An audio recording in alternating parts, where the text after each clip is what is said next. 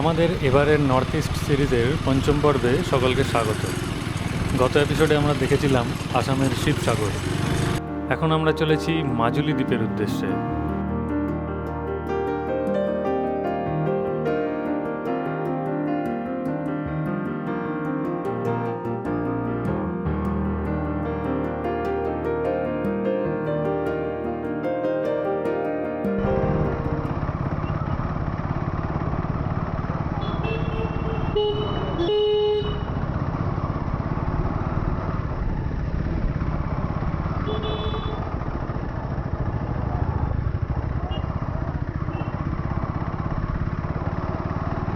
কত কিলোমিটার দেখে নেবো? 136.5। 9 কিলোমিটার।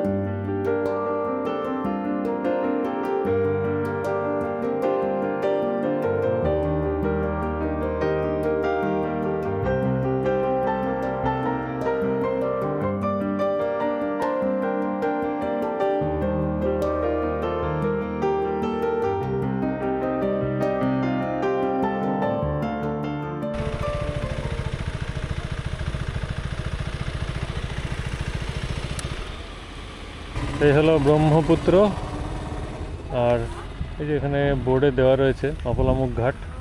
আমরা আজকে এই ঘাটেই যাব। তো সুমন নিচে গেল খোঁজ নিতে যে আমাদের বোটটার টাইমিং বা ইত্যাদি কখন। তো এই হচ্ছে তার মানে বোটের ওপরে বাইক রাখার জায়গা। এখানে কয়েকটা ফেরি দাঁড়িয়ে রয়েছে, দূরে একটা ফেরিতে বাইক টাইক লোড হয়ে আছে। জোরহাটের দিক থেকে মাজুলি দ্বীপে যাওয়ার ফেরি ছাড়ে এই নিমাতি ঘাট থেকে। টিকিট অনলাইনে বা সরাসরি ঘাটে এসেও করা যায়। এখান থেকে ফেরি মাজুলির দিকে দুটি ঘাটে যায়, অপলামুখ এবং কমলাবাড়ি। আমরা এখন চলেছি অপলামুখ ঘাটের উদ্দেশ্যে।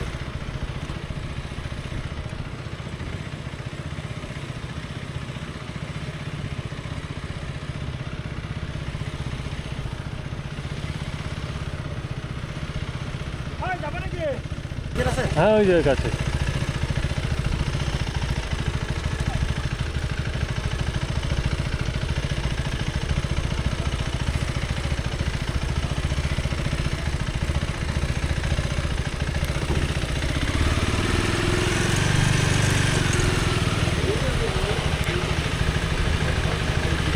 রুয়া এই রে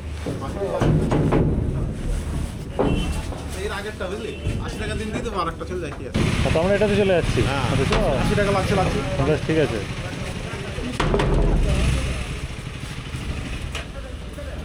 আরে ওটা তো সেফটি করা ছিল, তাই তো।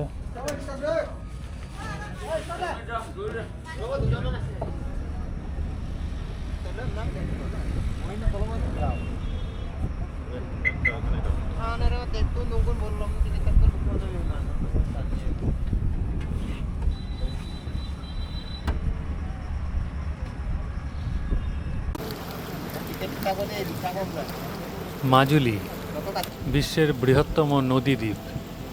ছোটবেলায় ভূগোল বইয়ে পড়া সেই আশ্চর্য দ্বীপের উদ্দেশ্যেই এখন আমরা ব্রহ্মপুত্রের বুক চিরে এগিয়ে চলেছি। বিশাল ব্রহ্মপুত্রের বুকে ভেসে থাকা এই দ্বীপটি কেবল আয়তনেই বড় নয়, এর সংস্কৃতির গভীরতা আরও অসীম। সময় যেন এখানে কিছুটা ধীর লয়ে চলে। মাজুলির বুকে এখনও অনুভব করা যায় বাতাসের শব্দ, পাখির কলতান আর অকৃত্রিম সরলতা। আরও বেশি মনে হয়। মাজুলি বিশ্বের সর্ববৃহৎ নদীদ্বীপ এবং আসামের নবগঠিত জেলা। 27শে জুন 2016 সালে মুখ্যমন্ত্রী সর্বানন্দ সোনোয়াল মাজুলিকে জেলা ঘোষণা করায় এটি ভারতের প্রথম নদীদ্বীপ জেলা হয়।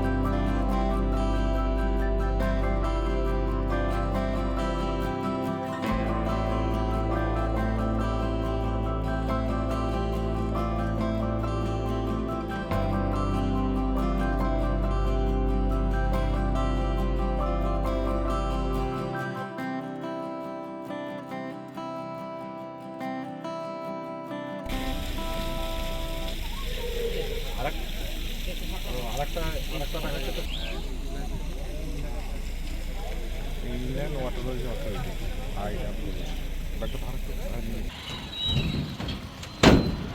অবশেষে আমরা পৌঁছে গেছি অপলামুখ ফেরিঘাটে। ছুঁয়ে দেখতে চলেছি পৃথিবীর বৃহত্তম নদীদ্বীপ মাজুলির মাটি। মোটামুটি 1 ঘন্টা 10 মিনিটের ফেরি রাইড শেষে আমরা মাজুলি সাইডে এসে পৌঁছে গেছি। এই হচ্ছে মাজুলির অপমুখ ঘাট। ঘাট থেকে নেমেই কিছু দোকান রয়েছে, তো আমরা একটা দোকানে দাঁড়ালাম একটু চা খাওয়ার জন্য। এই হচ্ছে বোটে ওঠার রাস্তা। এদিকে একটা গাড়ি দাঁড়িয়ে রয়েছে, এদিকে আরও কিছু বোট রয়েছে। এখান থেকে টেম্পো গাড়িও পাওয়া যাচ্ছে মাজুলি সাইডে যেসব জায়গা রয়েছে সেখানে যাওয়ার জন্য, মানে লোকাল লোকেদের জন্য আর কি। তো এখন আমাদের একটু টি ব্রেক, তারপর আমরা মাজুলি সাইড এক্সপ্লোর করতে বেরোবো। তারপর আমাদের ফিরতি ফেরি আবার 3:30টায়। পৃথিবীর সবথেকে বড় নদী দ্বীপে আমরা দাঁড়িয়ে রয়েছি। মাজুলির জেটির পাশেই এখানে মাছ ধরা চলছে। এইদিকে জেটি, আর এখানে এনারা মাছ ধরছেন।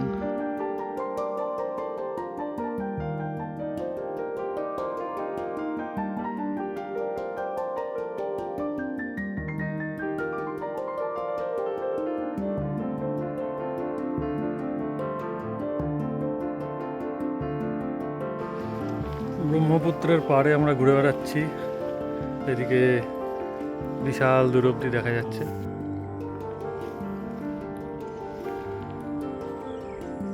এখানে মাছ ধরা চলছে, তার পাশে ফেরির আনাগোনা। তো মাজুলিতে ঘাট পেরিয়ে বেশ অনেকক্ষণ সময় কাটিয়ে এবার আমরা ফাইনালি বেরোই আমাদের মাজুলি এক্সপ্লোরেশনে। ফেরিঘাটের এই জায়গাটি বেশ কিছু খাবারের দোকান ইত্যাদি নিয়ে বেশ জমজমাট।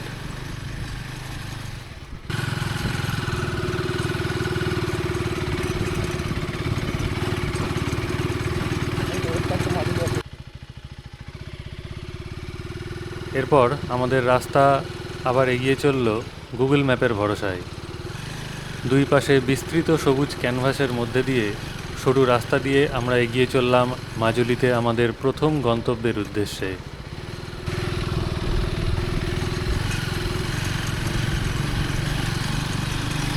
Welcome to Majuli, world's largest river island.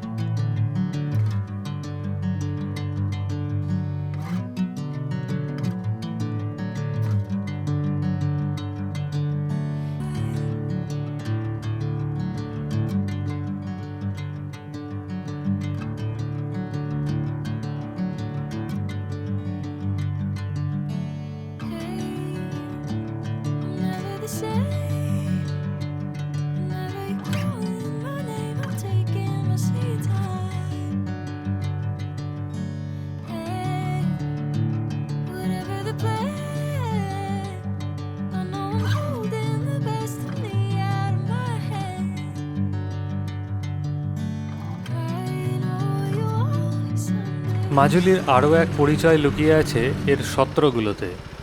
ষোড়শ শতাব্দীতে মহাপুরুষ সীমান্ত শঙ্করদেব এখানে যে বৈষ্ণব সংস্কৃতির বীজ বপন করেছিলেন তা আজও এই দ্বীপের প্রতিটি ধূলিকণায় জীবন্ত। এখানকার মুখোশশিল্প এবং ঐতিহ্যবাহী সত্রিয়া নৃত্য বিখ্যাত।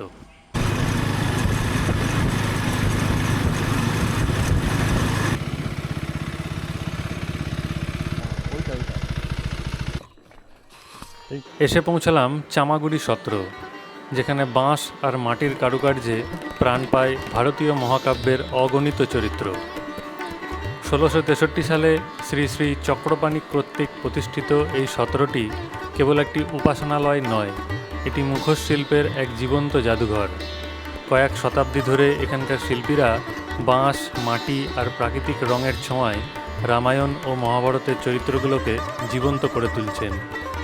এখানকার প্রতিটি মুখোশের ভিন্ন ভিন্ন আকার ও রঙের বিন্যাস, যা ঐতিহ্যবাহী ধর্মীয় পরিবেশনায় দর্শকদের কাছে চরিত্রগুলোকে মুহূর্তেই জীবন্ত করে তোলে।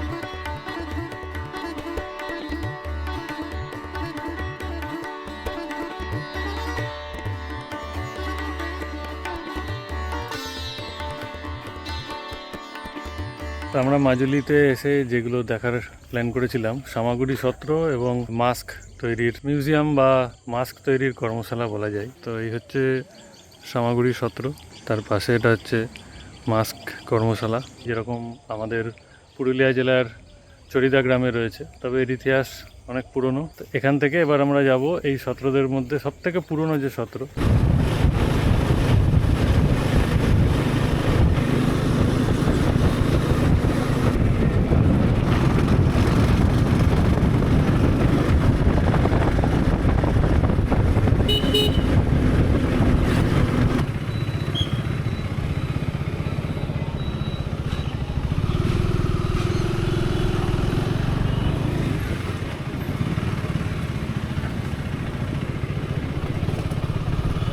সাউন্ড একবার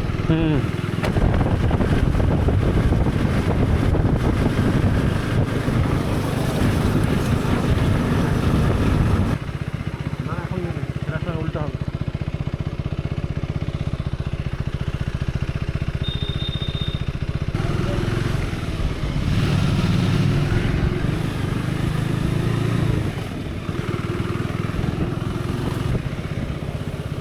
বেশি জানতে তোমার অনেক কিছু আছে দোকান ফোকান।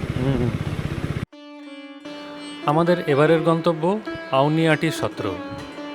1653 সালে অহোম রাজা জয়োধ্বজ সিংয়ের পৃষ্ঠপোষকতায় প্রতিষ্ঠিত এই সত্রটি কেবল একটি মঠ নয়, এটি অসমীয়া বৈষ্ণব ঐতিহ্যের এক স্তম্ভ।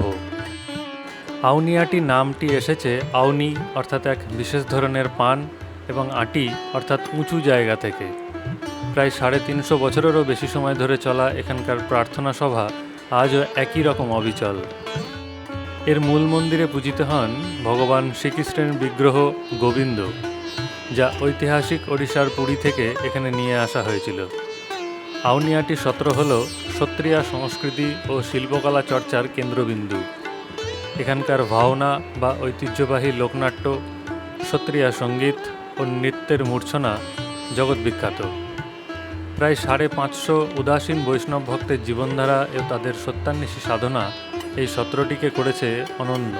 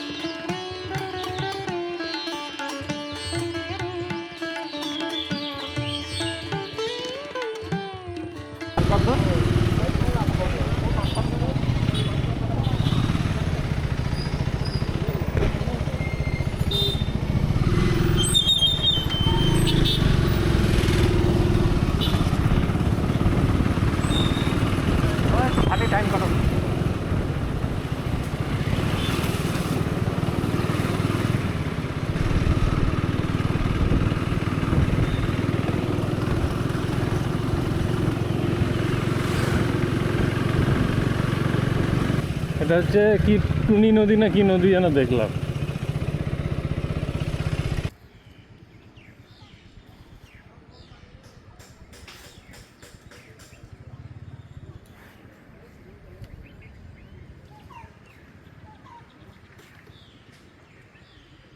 কমলাবাড়ি ঘাটে আমরা পৌঁছে গেছি। এখান থেকে 3:30টায় আমাদের রিটার্ন ফেরি, লাস্ট ফেরি এটাই 3:30, এটা দিয়ে আমাদের টিকিট করা রয়েছে।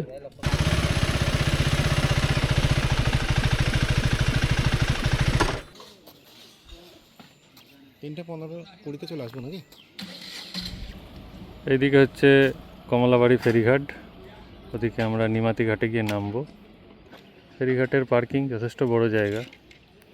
3:30টায় আমাদের ফেরি, এখন 3:05 বাজে। আগে একটা নদীর ধারে বেশ ভালো জায়গা দেখলাম, তো ওখানে আমরা একটু ঘুরে আসি খানিকক্ষণ। এখানে নদীর ধারে সব ছেলেপিলেও রয়েছে, এখানে ফটোশ্যুট করছে, খুব সুন্দর লাগছে। মেঘ হয়ে আছে, বৃষ্টি হয়তো আবার পাবো আমরা। দারুণ মেঘ করেছে, দারুণ।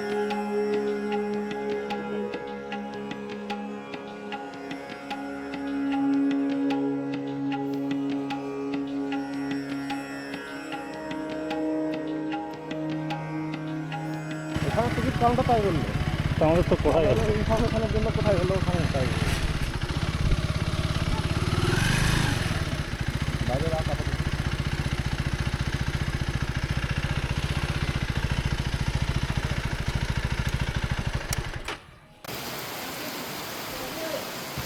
ফেরিতে দাঁড়িয়ে আছি, 3:30টায় ফেরি ছাড়বে। ব্রহ্মপুত্রের বুকে বৃষ্টির এক্সপিরিয়েন্সও পেলাম আমরা। মাজুলি সাইডে এখন।